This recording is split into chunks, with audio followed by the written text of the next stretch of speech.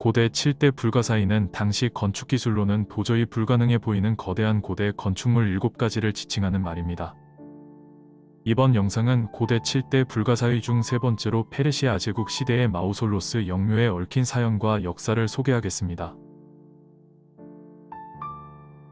마우솔로스 영묘는 기원전 350년경 할리카르나소스의 통치자였던 페르시아의 샤트라프 마우솔로스와 그의 아내 아르테미시아의 묘지인데 그 당시의 기자의 대피라미드를 제외하면 가장 거대한 무덤 건축물입니다.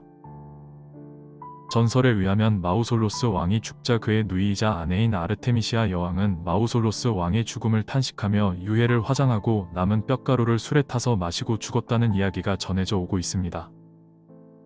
자기적인 느낌이 있지만 이 이야기는 중세기족 사회에서 여왕을 헌신의 상징으로 만들어 예술가들의 이야깃거리가 되었고 테피스트리의 소재가 될 정도로 널리 알려졌다고 합니다. 영묘의 건설은 마우솔로스 왕이 죽기 전에 시작되었으나 아르테미시아 여왕이 죽은 뒤인 350년 후반에 완공되어 마우솔로스 왕과 이르테미시아 여왕이 같이 안치되었습니다. 건축가는 피티우스였고 4명의 뛰어난 그리스 예술가 스코파스, 브리악시스, 네오카레스, 티모테우스 등이 조각을 맡았는데 영묘는 거의 정사각형으로서 그 둘레가 125m에 이르렀으며 높이 43m에 36개의 기둥이 둘러싸고 있었다고 합니다. 1층에는 말을 탄 전사들이 배치되어 있고 2층은 금백색 대리석으로 만들어진 36개의 원주가 나란히 서 있었으며 꼭대기에는 대리석으로 만든 4마리의 말이 끄는 이륜마차가 올려져 있어 화려한 외관을 자랑했다고 합니다. 역사 속에 파묻혀 아득한 전설로 전해져 오던 마우솔로스 영묘가 사람들 앞에 나타난 것은 19세기 중반입니다.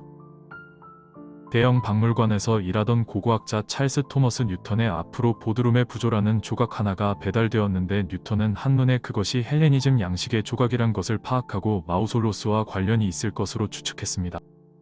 그는 1855년 정부 관계자의 협조를 구하고 정부의 원조를 받아 보드룸 발굴을 시작합니다.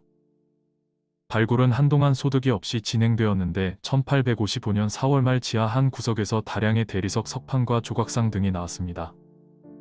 그 중에는 놀랍게도 전설 속에 전해져 오는 영묘 꼭대기에 4마리의 말이 끄는 전차 조각상 등이 있었습니다.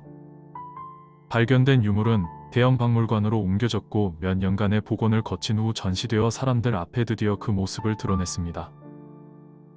현재 대형 박물관에 전시되어 있는 마우솔로스 영묘 관련 유물 중에서 유명한 것은 전차 바퀴, 전차를 끄는 말 조각상, 피라미드식 지붕의 잔해에서 발굴된 여성상, 마우솔로스상, 보존 상태가 그다지 양호하지는 않지만 여성의 토르소, 8개의 사자상, 페르시아풍의 기마상, 파편, 숫 양의 거상 일부, 영묘의 기둥 파편 등이 있습니다.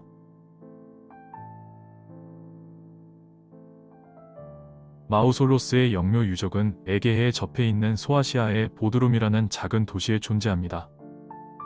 마우솔로스 영묘의 파괴에 관련해서는 여러가지 이야기가 전해져 오고 있습니다. 마우솔로스의 영묘는 11세기에서 14세기의 지진으로 파괴된 것으로 보이는데 1409년 십자군이 여기 처음으로 도착했을 때는 이미 기단부밖에 남지 않았다고 합니다. 요한 기사단은 십자군 원정으로 이 지역을 점령했고 1494년에 그들이 지은 보드룸 요새를 보수하는데 영묘의 석재들을 사용했는데 후세에 이런 사실이 잘못 전해져 십자군이 영묘를 완전히 파괴한 것으로 인식되기도 했습니다.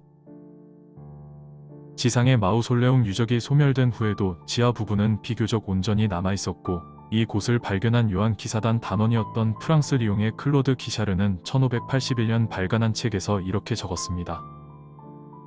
여러 방을 연결하는 복도가 있었는데 그곳에서 흰 대리석으로 장식된 무덤을 발견했다.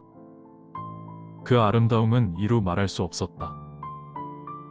시간이 없어 다음날 뚜껑을 열기로 하고 철수했다.